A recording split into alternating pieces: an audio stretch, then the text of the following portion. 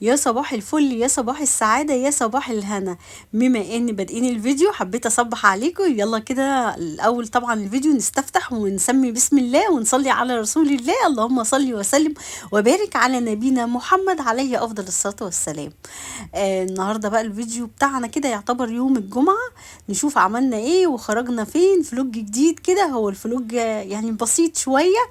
هحكي لكم ليه، هحكي لكم التفاصيل عشان بس ايه ما تلوموش عليا. انا كنت حابة اصور اكتر من كده، بس قلت برضو تستفيدوا من الاماكن اللي انا بروحها وتغيروا جو معايا زي ما انا غيرت جو كده على المشي امبارح والنهارده. الجو بجد اجواء شتويه جميله جدا جدا، احلى جو في السنه. بما ابتدأنا بقى شهر جديد، ربنا يجعله علينا بالخير والسعاده والهنا يا رب وراحه البال. الشهر اللي فات كان عندي احداث كتير قوي، ما كانتش يعني احسن حاجه بجد. يمكن من اصعب الشهور اللي مر عليا في السنه دي. طبعا في حاجات شاركتها ليكو وفي حاجات طبعا يعني ايه كده ما ينفعش ان انا اشاركها. والله كانت حاجات صعبة جدا جدا. ما تخصنيش انا لوحدي، طبعا تخص يعني ناس في العيلة بتاعتي وكده. فبصراحة كنت متأثرة جدا يعني بالاحداث دي، والحمد لله نقدر نقول الحمد لله طبعا على كل حال. زي ما في يوم حلو في يوم مر، زي ما في سعادة في حزن، فالحياة من ده على ده. فامبارح بقى والنهارده الجو اجواء جميله جدا مغيم.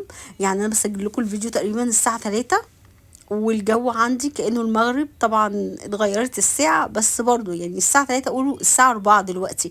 بس الدنيا مغيمه جدا، في نسمه هوا حلوه كده، فيها شويه برد بسيطه. الاجواء اللي انا بحبها. امبارح كان الجمعه، اجازه سعيده يا رب علينا وعليكم، وتكونوا قضيتوا وقت حلو جدا. احنا بالنسبه للاسكندريه الجو كان جميل زي ما انا قلت لكم. كمان هوريكم واحنا نازلين السحابه كان شكلها حلو قوي، السحب كان شكلها جميل قوي، فيها غيامه بس للاسف ما شتتش يعني الدنيا ما مطرتش. فبس كانت الاجواء زي ما انا قلت لكم حلوه. يا رب تكونوا قضيتوا اجازه سعيده عليكم يا رب وعلينا كده، ويكون بقى بدايه اسبوع جديد كده في نشاط وحماس وفتحة خير يا رب. كنت بقول لكم ان امبارح برضو كان في طبعا الناس كلها زي ما تقولوا كده كانوا خارجين، لان النهارده طبعا اليوم افتتاح المتحف. عايزه اقول لكم افتتاح المتحف ده بيحضروا فيه وبيعملوا من ايام الرئيس حسني مبارك. فالحمد لله يعني ان شاء الله يجعله بالخير على مصر و... وفتحة خير يا رب كده. طبعا حدث جميل جدا جدا، حدث حلو قوي. كنت بكلم سمورة وكده، قعدت تقول لي مهما تسمعي يعني غير ما بتشوفي بقى الحاجات اللي هم محضرين ليها. فعلا مصر بتعمل عظمة. ربنا يجعلها بالخير يا رب كده، ودايما بلدنا في ازدهار ودايما فخورين بيها. وربنا يديمها علينا نعمة يا رب، ويرزق كل بلد بالاستقرار والرخاء والأمن والأمان يا رب العالمين، وينصر جميع البلدان العربية، وتبقى الدنيا يعني كده كلها سعادة وهنا. أنا عارفة برضو يعني الواحد طبعا ما بيقسم ان هو يطلب من ربنا سبحانه وتعالى ان الدنيا تبقى تمام والأمور كلها طبعا في كل البلدان العربية تبقى مستقرة الأوضاع. يعني بما ان احنا شايفين الأوضاع في كذا بلد، زي طبعا برضو فلسطين برضو لسه الوضع مازال يعني ما مش احسن حاجة، وكمان في السودان الوضع صعب. فربنا يفك الكرب يا رب وينصرنا كده على اعدائنا، وكل بلد تشعر بالاستقرار بالخير وبالرخاء يا رب. زي ما انتم شايفين بقى، انا ايه قلت لكم النهارده هنخرج. المفروض يعني المفروض كنا هنخرج تمام كده.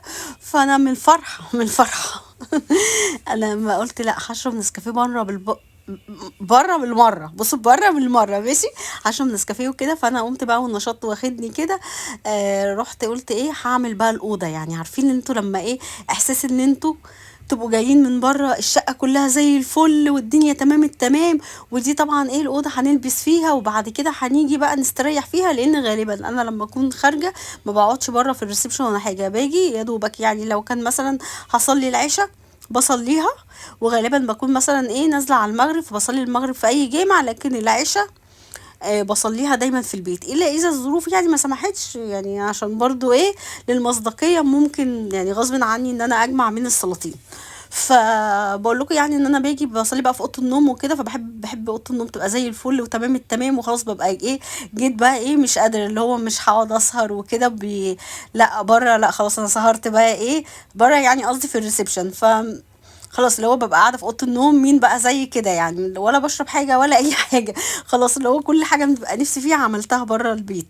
فقلت اروق بقى اوضه النوم، هي بصراحه كنت بقالي كتير قوي ما روقتهاش، فقلت ايه اظبطها كده واخليها زي الفل، وتبقى الدنيا كده ايه تمام التمام.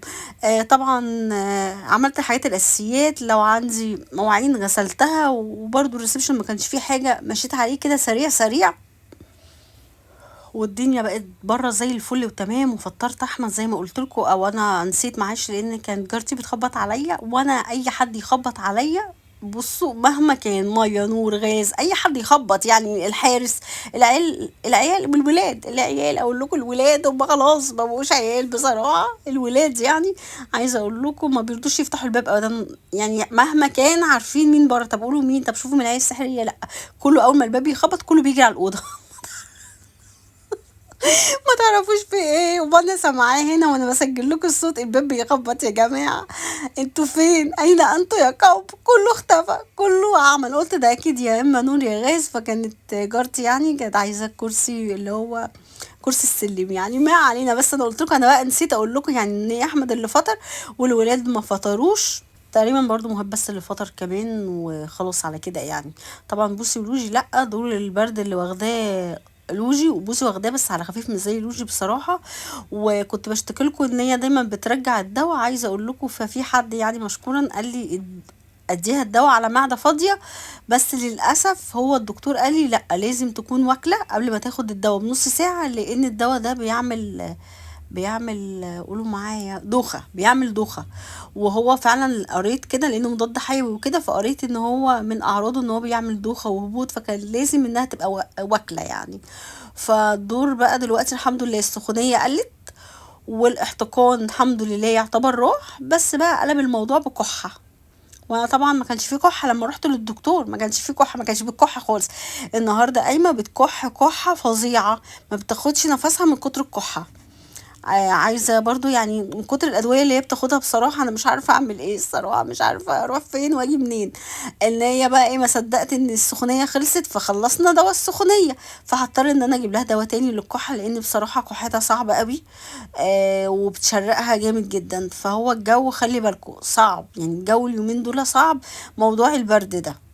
انا والله ما بصوا عايزه اقول لكم ما اكتشفتش ان مش عارفه في دي ايه بقعتين دول ولا السرير فيه ايه، انا ما شفتهوش اروح اشوفه. مالها دي يعني، مش عارفه دي بقعتين ولا ايه، ولا ضي الموبايل. مش فاهمه، انا حسيت ان في حاجتين كده ايه مش مظبطين في طقم السرير. فالله المستعان. فطبعا قلت ايه لما نخرج بره هتغير جو وتاكل وكده.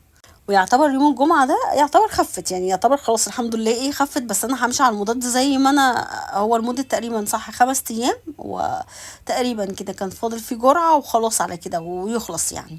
فبس بقى النهاردة اللي هو السبت ده هي بقى خلاص خفت من الكحة بقى، كح كح كح كح فالجو ده الصراحة جو عيا. فانا كنت موعداهم، احمد بقى كانش ليه بقى مزاج اللي هو ايه لازم تخرجي يعني، قلت له ده انا موعد الولاد يعني من اول الدراسه ما خرجوش وكده، فعايزين يغيروا جو زي ما انا قلت لكم قبل كده. قلت كنا بنتكلم يعني انا وبوسي، فبتقول لي انا نفسي يعني ايه، بقول لها على الاكل السمك بره، كنا زمان بناكل عند حد بتاع سمك يعني اسمه حوده دنجل، هو سمكه حلو وفي نفس الوقت اسعاره رخيصه. انتوا عارفين السمك بره بيبقى غالي جدا جدا، لكن ده بصراحه سعره حلو قوي. يعتبر هو في الأزاريطة بعد المحطة بتاعة القائد إبراهيم. فقالت لي بجد، قلت لها والله وكنا أوقات كتير لما كان عندنا المحل في النبي دانيال، طبعا الناس اللي متابعاني من أول القناة عارفة إن أنا كان عندنا محل يعني في النبي دانيال إكسسوارات الموبايل، فكنا حتى بنجيب منه وجبات، يعني يعتبر المسافة قريبة في التوصيل، محط الرمل وكده، فكنا بنجيب من عنده يعني وجبات ونتغدى في المحل. فهم طبعا كانوا صغيرين فمش فاكرين يعني. فقلت لهم خلاص ان شاء الله لما تخلصوا امتحانات واعملوا كويس في الامتحانات هكافئكم ونروح ناكل سمك بره. فاحمد كان مكسل بصراحه، يعني اللي هو ايه مريح بقى ومكسل، فقلت له خلاص عشان انا وعدت الولاد فهروح انا لوحدي انا وهما، خلاص خليك انت مريح في البيت.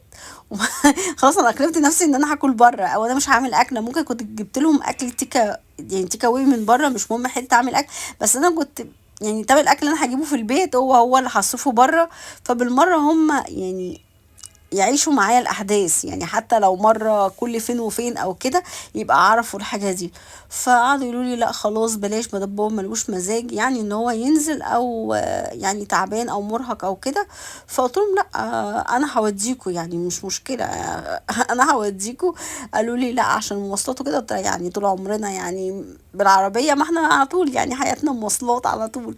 فصعبت عليه تقريبا، صعبنا، فقال لنا لا لا لا انا بقول لكم يعني نأجلها الاسبوع الجاي. فقلت له لا الاسبوع الجاي مش هنعرف نأجلها، لان مهيبة عنده امتحانات الميد ترم على نص الشهر يعني.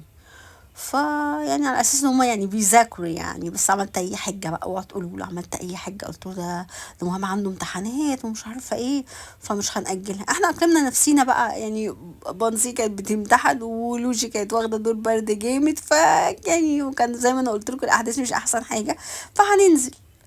فراح بقى ايه الحمد لله جبر بخاطرنا وراح نزل معانا. بعد ساعات كده ايه بعد ما اي رجال بعد ما يقولك يعشموكي وخلاص هننزل ونعمل، اوقات يرجعوا في كلامهم تاني، بس برضو يعني ايه بنصعب عليهم، فالحمد لله بينزلوا. لا بس ما كانوش بقى هننزل مش هننزل، الولاد ما كانوش ايه عارفين يعني احسن حاجة يعني في احسن حالتهم. بس انا بقى المهم ان انا اتشجعت وقلت ايه الأوضة بقت زي الفل، لو هما خلاص مش عايزين ينزلوا انا هقعد في اوضتي النهارده. النهارده هقعد في اوضتي، خليتها بقى ايه 5 ستار يعني 5 نجوم. المراية دي انا تقولي لي في مرايات كتيرة عندك، اقول لكم المراية دي انا بحبها جدا علشان الازاز بتاعها ما شاء الله نقي جدا، وكمان انا عندي الازاز بتاع المراية بتاع التسريحة لونه اصفر اسود ما تعرفوا لونه بامبي. بصراحة بيطلعني وحشة جدا، يعني انا مببقاش شايفة، انا بحط مثلا ميك اب ببقى عايزة احط حاجات رقيقة، انا من كتر ما انا مش شايفة اقعد احط احط اطلع بره اغسل وشي.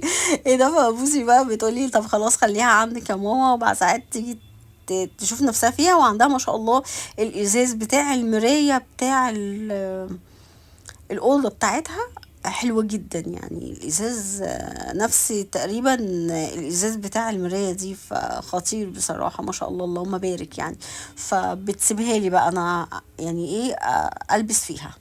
فهنا بقى خرجنا كده زي ما انتم شايفين يعني بين ولا كان خلاص يعني المغرب هتأذن، يعني كان طبعا هم غيروا التوقيت امبارح الشتوي، فالمغرب بتأذن الساعة 5:30، فاحنا كنا في الوقت ده خارجين يعني الساعة 5:30. فمنظر السحاب عجبني جدا جدا، واحنا طلعنا على الطريق الدائري. الطريق الدائري ده طريق في اسكندرية بس مش بيبقى زحمة، بس للأسف احنا وقفنا عند الاستاد لأن الاستاد كان فيه حفلة، فكانت الدنيا زحمة جدا جدا. وده اللي مكناش عاملين حسابه، ما نعرفش ان كان في حفلة، بس حفلة تقريبا من الشباب الجديد المغنيين الجديدة اللي هم بيغنوا راب دي ولا ايه.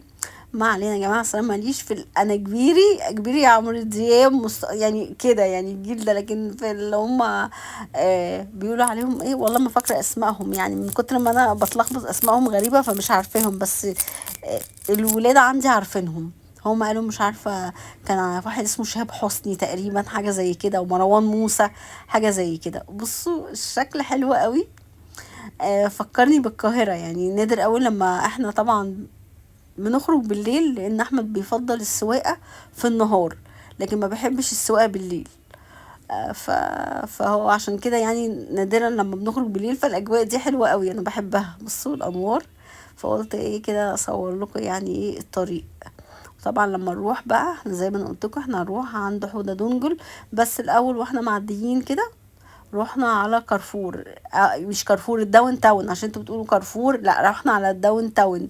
الولاد كانوا عايزين يتمشوا هناك شوية، وهو كمان على سكتنا، فقلنا خلاص ماشي نروح نتمشى. بصراحة عايزة اقول لكم عقبال ما ركنا اشوف الداون تاون ده بيبقى فيه باركنج قد ايه، مفيش مكان للعربية. احمد يبص لي نقول له بص الناس كلها خارجه اهو، محدش قاعد في بيته، احنا اللي قاعدين. قلت فرصة. بص ايه ده، كل دي ما شاء الله عربيات اهو، الناس كلها خارجة مش احنا لوحدينا اللي خارجين، عشان ما تقوليش ان احنا لوحدينا اللي خارجين. ودي لوجي العسل، والله يا شوطت في ايس كريم، بس هي كانت خفت يعني، تعتبر خفت، وايس كريم مش متلج قوي تقريبا، هو ده اللي عمل لها التهاب ولا ايه. ما والله ما كنت عايزة ازعلها، بصوا مدعبلة ازاي، فكنتش عايزة ازعلها. آه واضايقها، مع اني قلت لها يا لوجي عشان نزورك، بس يلا مش مشكله. ما اعرفش هو ده السبب ولا ايه، والله مع ما ان عارفه. كانت خفت خالص يعني. طبعا نصيب، نصيب ان شاء الله، ربنا يجعل نصيبنا في الطيب. رحنا كمان هنا، انا بحب القهوة جدا بتاعت ابو عوف، بجد بتبقى تحفة خطيرة يعني. عارفين اللي هو طعمها جميل كده، اللي هي مكنة القهوة وكده. فبحب الاجواء دي، فشربت بقى قهوة بتبقى مركزة. عايزة اقول لكم يعني بدأ فطاري اهو، بدأ فطاري. هفطر قهوة لاتيه تقريبا. فافطار الساعة 6 ولا كانت 6:30. انا لو كنت صايمه كنت زماني فطرت، بس زي ما انا قلت لكم انا واحده مش بتهتم يعني بموضوع الاكل ده. انا وسط لما ناس انا ممكن انسى نفسي الساعه 9 10 بالليل ما اكلش. فبالنسبه لي كده يا سلام، انا كده ايه اتعشيت واتغديت وكل حاجه. فبصراحه ما شاء الله كانت الناس كلها اجازه سعيده يا رب، كان الناس كلها بتتفسح والناس بتخرج، وكان على المحلات زحمه جدا والماركت زحمه وكل حاجه. احنا بس ايه اتمشينا كده نشوف الاخبار ايه والدنيا عامله ازاي، وما كملناش يعني. قعد يقول لي الوقت اتاخر والدنيا زحمه، صح الصراحه وقفنا في موضوع السكه دي، كانت الدنيا زحمه قوي. لا كانت هناك تقريبا احنا وصلنا كانت الساعه 7 او عدت 7 يعني. فطبعا عشان بوسي ولوجي ما كانوش كلوا وكده، فقلت لا يلا بينا بقى نبقى نيجي مرة تانية ان شاء الله بإذن الله. بقالنا كتير قوي ما رحناش الداون تاون تقريبا من الشتاء، ما رحناش، ما يعني ما لفلفناش كتير.